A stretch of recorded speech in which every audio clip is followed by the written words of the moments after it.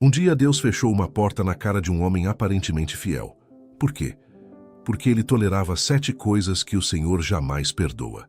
A número 5 talvez já esteja acontecendo com você neste exato momento. Há casas que desabam não por causa de um terremoto, mas por causa de uma rachadura que ninguém quis consertar. O mesmo acontece com a alma de um cristão. Quase nunca é um único grande pecado que destrói uma vida consagrada a Deus. É uma pequena tolerância, guardada em um canto do coração, alimentada em silêncio ano após ano, até o dia em que se transforma em um abismo. Charles Spurgeon dizia que o pecado é como um leão adormecido dentro de casa. Enquanto não o despertamos, acreditamos estar seguros, mas basta um instante de descuido para que ele se levante e devore tudo. O príncipe dos pregadores sabia do que estava falando. Ele havia visto homens brilhantes em seus ministérios desmoronarem porque toleraram sem confessar algo que Deus já vinha apontando há muito tempo. Um compromisso que no início era minúsculo, quase invisível, mas que cresceu na escuridão até se transformar em uma corrente. E o mais perturbador é que esses homens continuavam pregando, sorrindo e servindo, enquanto suas almas se esvaziavam lentamente por dentro, como uma casa consumida por cupins atrás de uma fachada que ainda parecia recém-pintada. A Bíblia não nos deixa nenhuma desculpa sobre esse assunto. Ela é direta, às vezes até desconfortável. No livro de Provérbios está escrito que o Senhor abomina 7 coisas, e até uma 8ª lhe é detestável. Esse número não é um simples acaso literário. É um alerta estruturado, uma lista que o próprio Deus estabeleceu para que seu povo saiba exatamente onde estão as armadilhas invisíveis da vida religiosa. Hoje, vamos encarar de frente 7 dessas realidades que tantos cristãos toleram sem sequer perceber, não para acusar você, não para fazer você se sentir culpado diante da tela, mas porque um médico honesto jamais esconde a doença de seu paciente, especialmente quando ainda existe um remédio, e esse remédio tem um nome: a graça de Deus, oferecida a todo aquele que aceita encarar a verdade de frente. A primeira coisa que Deus jamais tolera, mas que tantos cristãos permitem que se instale, é o orgulho disfarçado de confiança espiritual. Existe uma diferença imensa entre caminhar com segurança na fé e caminhar confiando em si mesmo. O orgulho quase nunca se apresenta como orgulho. Ele se apresenta como força de caráter, como maturidade, como um dom natural de liderança. Mas Provérbios 16:18 diz sem rodeios: o orgulho precede a destruição e a arrogância precede a queda. Spurgeon contava frequentemente histórias de homens de Deus poderosos na oração, respeitados em suas congregações, cujo fim foi amargo simplesmente porque deixaram de tremer diante do Senhor. Eles haviam começado humildes, de joelhos, suplicando. Depois, com o sucesso, com os elogios, com as portas que se abriam, alguma coisa mudou. Começaram a acreditar que era seu talento, sua inteligência e seu carisma que produziam frutos, e não a graça silenciosa de Deus que os sustentava a cada instante, em cada pregação, em cada vitória discreta conquistada no secreto. Olhe ao seu redor. Quantos lares foram destruídos não por falta de amor, mas porque um dos cônjuges se recusava a reconhecer que estava errado? Quantas amizades dentro da igreja acabaram porque alguém não suportava ser corrigido? O orgulho nem sempre ataca com força. Muitas vezes ele age em silêncio, por meio da recusa em pedir desculpas, da resistência em ouvir um conselho, da irritação quando alguém ousa questionar nossas decisões, até mesmo aquelas que consideramos as mais sábias. A segunda realidade que a Bíblia denuncia com a mesma firmeza é a língua que espalha mentira e divisão. O Senhor abomina, diz ainda essa mesma passagem de Provérbios, a língua mentirosa e as mãos que derramam sangue inocente. Hoje já não se derrama sangue apenas com espadas, mas também com palavras. Um boato lançado em um grupo de conversa, uma meia-verdade contada para provar que se está certo, uma crítica disfarçada de pedido de oração, sussurrada de ouvido em ouvido, até destruir uma reputação construída durante anos. Quantos cristãos toleram isso em si mesmos, sem jamais chamar essa atitude pelo que ela realmente é? Chamamos isso de ser sincero, ser realista, ter discernimento sobre os outros, quando, na verdade, estamos simplesmente segurando uma arma nas mãos.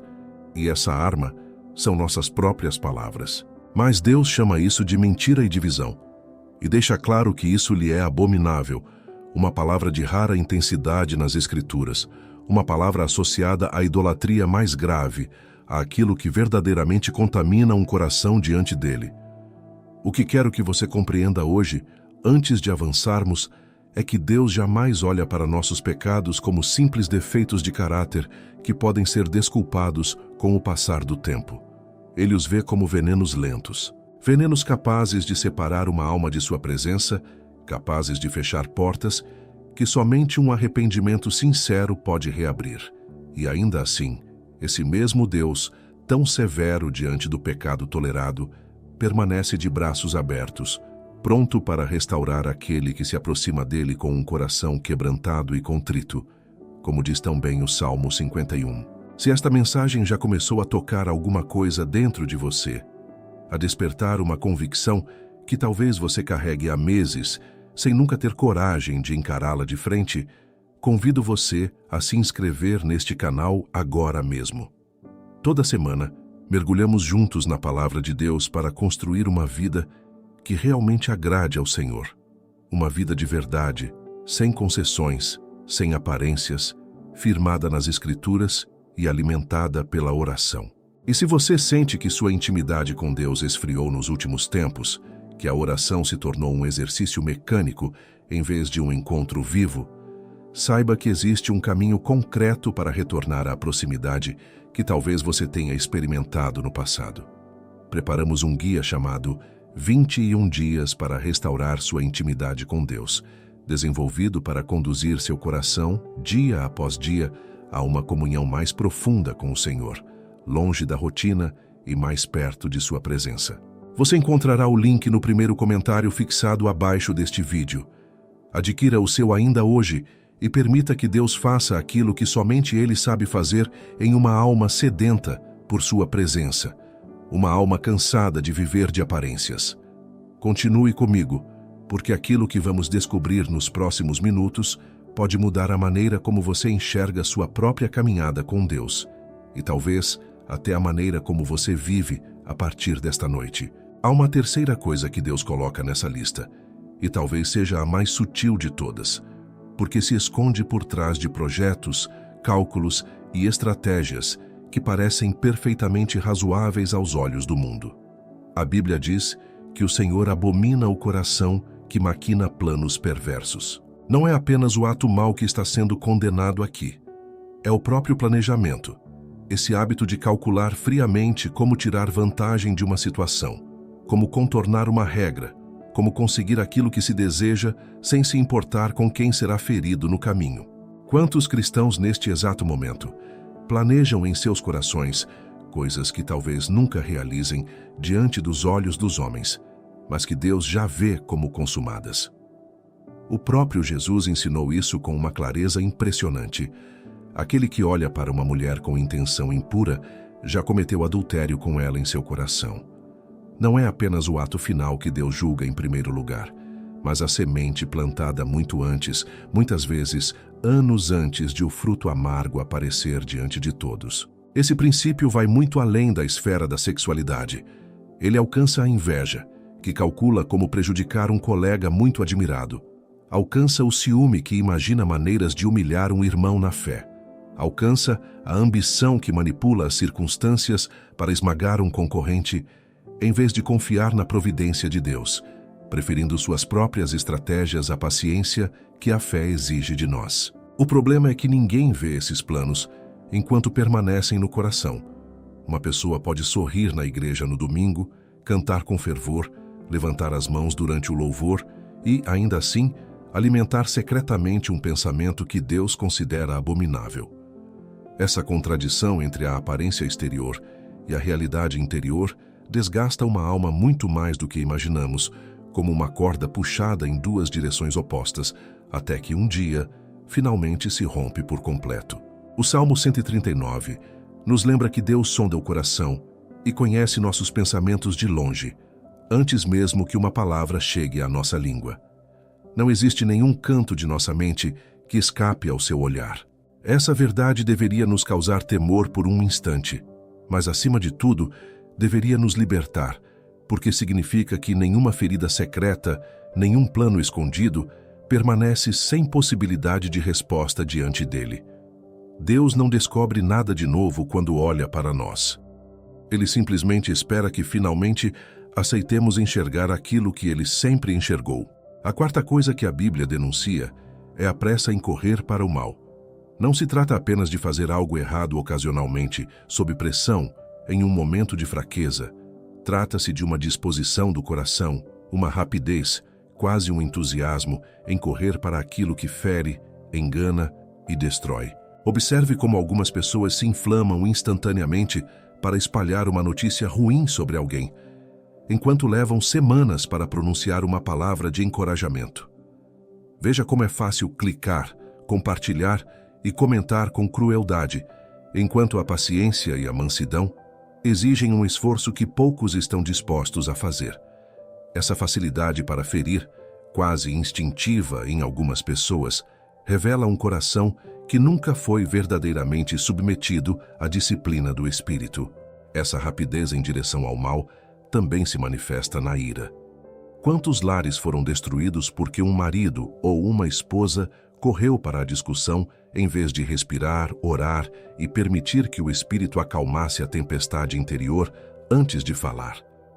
Tiago já escrevia em sua epístola que cada pessoa seja pronta para ouvir, tardia para falar e tardia para se irar. Nossa época faz exatamente o contrário desse conselho. Somos incentivados a reagir imediatamente, a dar nossa opinião antes mesmo de refletir, a defender nossa honra diante da primeira palavra que nos desagrada. Mas um coração enraizado na sabedoria de Deus não funciona assim. Ele aprende a desacelerar, a ponderar e a escolher a paz, em vez da vitória rápida em uma discussão. O que mais me chama a atenção nessa enumeração bíblica é a ordem em que essas realidades aparecem. Primeiro, o coração que se enche de orgulho. Depois, a língua que engana. Em seguida, a mente que planeja o mal. E, finalmente, os pés que correm em sua direção. É uma progressão, quase uma anatomia completa do pecado, desde o pensamento mais íntimo até a ação mais visível. Isso significa algo essencial para nós hoje. Ninguém se torna repentinamente uma pessoa violenta, mesquinha ou destrutiva. Tudo começa com um pensamento tolerado, um orgulho não confessado, uma mentira minimizada, um cálculo secreto que acreditamos não ter consequências, simplesmente porque permanece escondido dos olhos dos homens. Gostaríamos de acreditar que o mal surge de repente, como um acidente, como uma tempestade imprevisível. Mas a palavra de Deus nos ensina o contrário. O mal é construído, tijolo por tijolo, na intimidade de um coração que deixou de permitir que fosse examinado. É exatamente por isso que o arrependimento bíblico nunca se limita a mudar o comportamento exterior. Ele exige um trabalho muito mais profundo, um exame do próprio coração, onde as intenções nascem antes mesmo de se transformarem em ações. Davi havia compreendido isso quando suplicou a Deus que criasse nele um coração puro e não simplesmente que corrigisse seus erros exteriores.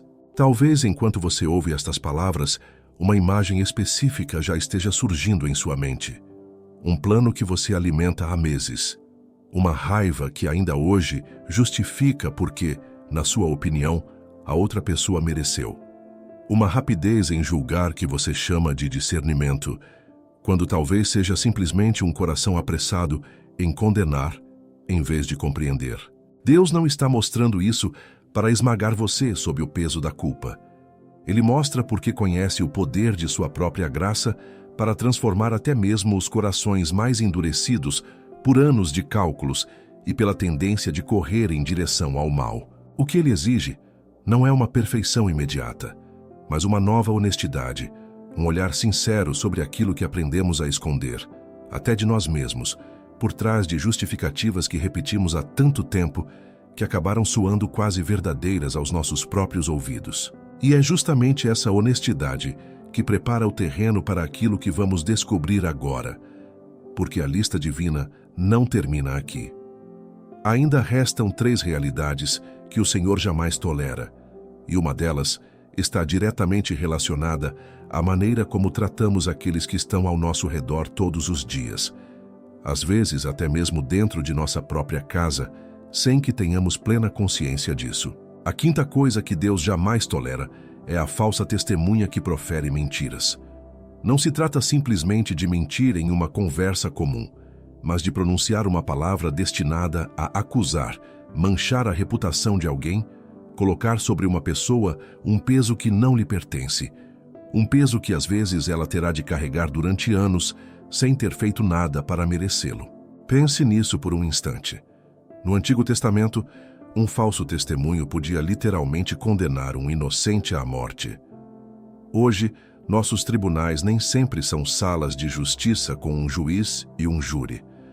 Nossos tribunais se tornaram as conversas nos corredores, os grupos de família em nossos celulares, os comentários em uma publicação, e o veredito muitas vezes é pronunciado muito mais rapidamente do que em qualquer tribunal terreno.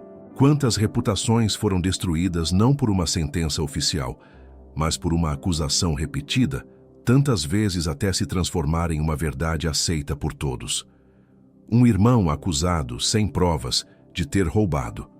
Uma irmã suspeita, sem fundamento, de ter seduzido um homem casado. Um pastor desacreditado por um boato que nenhuma testemunha direta jamais confirmou e que ainda assim foi suficiente para fechar muitas portas ao seu redor. O 9º mandamento, porém, é absolutamente claro: não darás falso testemunho contra o teu próximo.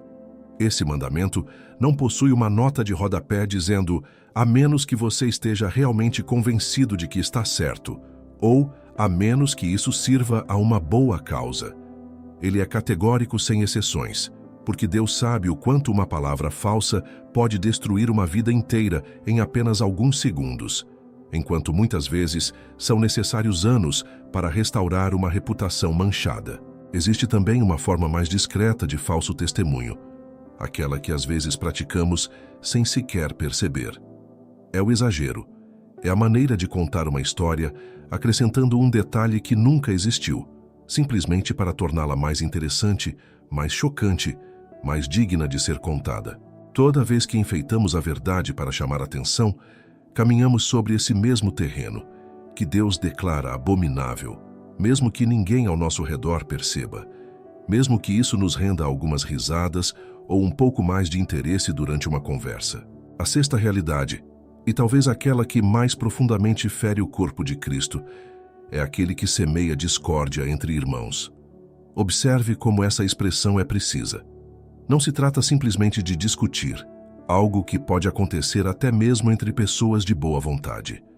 Trata-se de semear intencionalmente a divisão, plantar sementes de desconfiança entre pessoas que, sem essa interferência, teriam continuado a se amar em paz. Quantas igrejas se dividiram não por causa de uma verdadeira heresia doutrinária, mas por causa de uma única pessoa que repetia para um aquilo que o outro supostamente havia dito, distorcendo cada palavra até criar um abismo quase impossível de superar? Quantas famílias cristãs foram destruídas porque um parente, um irmão ou uma sogra sentiu prazer em alimentar suspeitas entre duas pessoas que se amavam sinceramente, até o dia em que começaram a evitar umas às outras nas reuniões de família? Existe algo particularmente perverso nesse pecado, porque muitas vezes ele se disfarça de zelo pela verdade. Aquele que semeia discórdia raramente admite que age por maldade. Ele dirá que apenas queria que a outra pessoa soubesse da verdade, que estava apenas protegendo seu amigo, que agiu por honestidade. Mas a árvore é conhecida pelos seus frutos, e o fruto dessa suposta honestidade é sempre o mesmo: ruptura, desconfiança e afastamento entre filhos do mesmo Pai Celestial que deveriam caminhar juntos, ombro a ombro, em vez de observarem uns aos outros com desconfiança de um banco da igreja para o outro.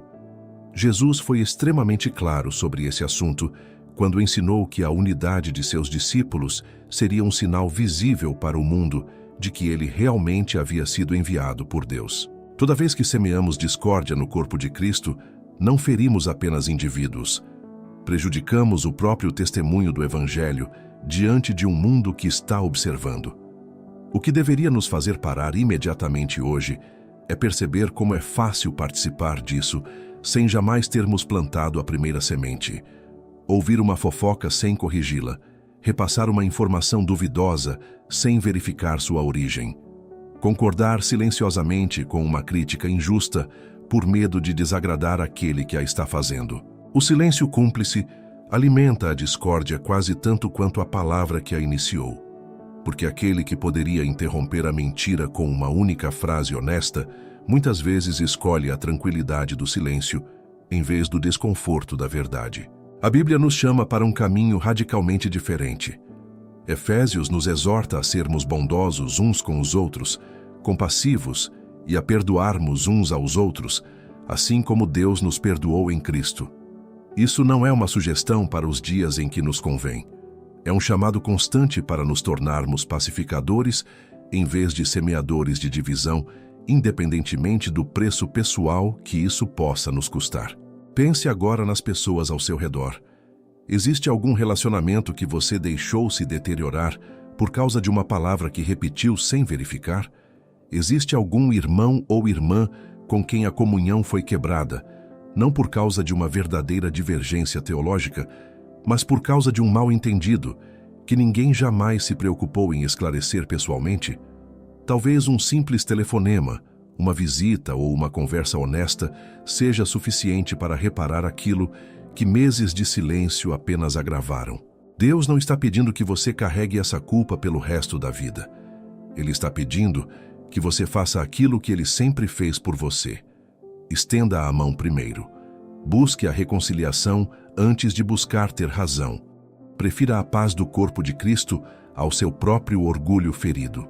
É uma escolha que exige humildade e às vezes até um pouco de coragem, mas é exatamente o tipo de escolha que Deus honra e abençoa ao longo do tempo. Muito mais do que uma vitória impressionante conquistada ao preço de um relacionamento destruído. Agora já passamos por 6 das 7 realidades que Deus declara abomináveis. E resta uma última, talvez a mais surpreendente de todas, porque ela toca em algo que muitos cristãos hoje consideram uma simples questão de temperamento, em vez de um verdadeiro pecado diante do Senhor. E você verá que ela provavelmente está escondida muito mais perto de você do que imagina. A 7ª coisa que Deus declara abominável é aquilo que a Bíblia chama de mãos que derramam sangue inocente. Muitos cristãos leem esse versículo e imediatamente pensam em assassinato, em um ato extremo que jamais cometeriam, e fecham o coração, convencidos de que essa palavra não se aplica a eles. Mas vamos observar mais de perto o que isso realmente significa em nosso cotidiano, longe das definições rápidas demais que estamos acostumados a aceitar sem jamais questionar. O sangue, na linguagem bíblica, representa a própria vida. E existem inúmeras maneiras de ferir uma vida sem jamais levantar a mão.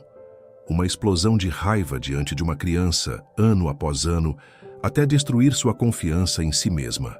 Palavras duras pronunciadas dentro de um lar, repetidas tantas vezes que se transformam em uma voz interior que a vítima continuará ouvindo 30 anos depois, muito tempo depois de quem pronunciou essas palavras já ter se esquecido completamente delas, como se nada de grave tivesse acontecido entre aquelas paredes. É exatamente isso que eu queria dizer anteriormente, quando mencionei uma realidade que muitos cristãos consideram apenas uma questão de temperamento. Quantas pessoas em nossas igrejas justificam sua violência verbal simplesmente dizendo que nasceram assim, que têm personalidade forte, que os outros precisam aceitá-las como são? Como se o fruto do Espírito, o domínio próprio mencionado em Gálatas, fosse reservado apenas àqueles que possuem um temperamento naturalmente tranquilo, e não a todo filho de Deus chamado a crescer em santificação. Mas Deus jamais coloca a crueldade na categoria de traços de personalidade aceitáveis. Ele a coloca na mesma lista que a mentira, o orgulho e a traição. Uma pessoa que aterroriza sua família com explosões de raiva, que humilha seus filhos diante dos outros, que destrói emocionalmente seu cônjuge com comentários ofensivos repetidos, participa, de maneira muito real, do derramamento de sangue inocente, mesmo que nenhuma gota de sangue físico tenha sido derramada, mesmo que, aos olhos do mundo, essa pessoa continue sendo um pilar respeitado da comunidade cristã, admirada por seu zelo e por sua aparente generosidade com os outros. Pense nesses lares cristãos, onde se cantam louvores no domingo pela manhã, e onde, na terça-feira à noite, o medo domina a casa por causa de um pai ou de uma mãe cujo humor ninguém ousa contrariar. Pense nessas crianças que cresceram aprendendo que o amor de Deus era condicional porque o amor de seus próprios pais já era assim. Um amor que desaparecia diante do menor erro, de uma nota decepcionante ou de uma palavra fora do lugar, deixando para trás um vazio que mais tarde nada parecia realmente conseguir preencher. A Bíblia jamais minimiza esse tipo de ferida. O Salmo 11 diz claramente que o Senhor prova o justo, mas sua alma odeia o perverso e aquele que ama a violência. Isso não é apenas uma pequena frase entre tantas outras. É uma declaração direta sobre a natureza de Deus. Um Deus que jamais tolera que seus filhos sejam esmagados pela crueldade daqueles que deveriam protegê-los, seja um pai, uma mãe, um cônjuge, um pastor ou qualquer outra figura de autoridade colocada em seu caminho. Existe também uma violência ainda mais sutil, aquela que nunca grita, mas que mesmo assim destrói. O silêncio usado como punição. A indiferença deliberada para causar sofrimento. O desprezo demonstrado por um simples olhar, uma expressão facial, um suspiro repetido até que a outra pessoa entenda que não vale nada aos seus olhos, que nunca é boa o suficiente, nunca é digna de um verdadeiro olhar de carinho, nunca é suficiente para merecer, nem que seja por um instante um pouco de ternura sincera. Essas formas de violência frequentemente passam despercebidas porque não deixam marcas visíveis na pele, mas deixam marcas profundas na alma, feridas que às vezes levam uma vida inteira para cicatrizar e que somente o Senhor, em sua graça, pode verdadeiramente restaurar com o tempo e com o acompanhamento necessário. Ninguém deveria ter que carregar sozinho um fardo tão pesado, sem jamais receber a ajuda, a oração e o apoio concreto que o corpo de Cristo deveria oferecer àqueles que sofrem em silêncio. Agora que percorremos juntos essas 7 realidades, o orgulho disfarçado, a língua que engana, o coração que planeja o mal, os pés apressados em correr em sua direção, o falso testemunho, a discórdia semeada entre irmãos e essa violência que, de uma forma ou de outra, derrama sangue inocente, uma pergunta precisa ser feita com sinceridade. Alguma delas tocou você de maneira especial? Não para fazer você carregar culpa até a exaustão, mas para convidá-lo a um exame sincero diante de Deus, como fazia o rei Davi quando orava. Sonda-me, ó Deus, e conhece o meu coração. Prova-me e conhece os meus pensamentos. Vê se há em mim algum caminho mau e guia-me pelo caminho eterno. O que há de extraordinário nessa oração é que Davi não pedia a Deus que lhe mostrasse os erros dos outros. Ele pedia para que ele próprio fosse examinado, sem desculpas preparadas antecipadamente, sem justificativas prontas para se defender. É exatamente essa atitude que Deus procura em cada um de nós hoje. Uma disposição de coração muito mais rara do que imaginamos, especialmente em uma geração acostumada a se comparar favoravelmente com os outros, em vez de examinar a si mesma com sinceridade diante de Deus. É muito mais fácil reconhecer esses 7 pecados em nosso vizinho, em nosso colega de trabalho, naquele membro da igreja que nos incomoda há anos, do que reconhecê-los no espelho de nossa própria vida. No entanto, é exatamente aí que começa a verdadeira mudança.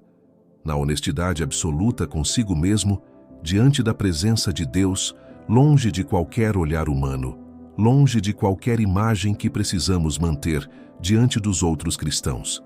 Não estamos aqui para elaborar uma lista de condenações contra os outros. Estamos aqui para compreender por que Deus, em seu amor, nos adverte com tanta clareza. Um pai que ama seu filho jamais permite que ele brinque perto do fogo sem alertá-lo sobre o perigo. É exatamente isso que nosso Pai Celestial faz por meio dessas advertências, não para nos condenar, mas para nos proteger de uma queda que somente Ele consegue enxergar de longe, muito antes de começarmos a sentir seus primeiros efeitos em nossa própria vida. E é justamente essa proteção paternal que nos conduz naturalmente a uma pergunta ainda mais profunda.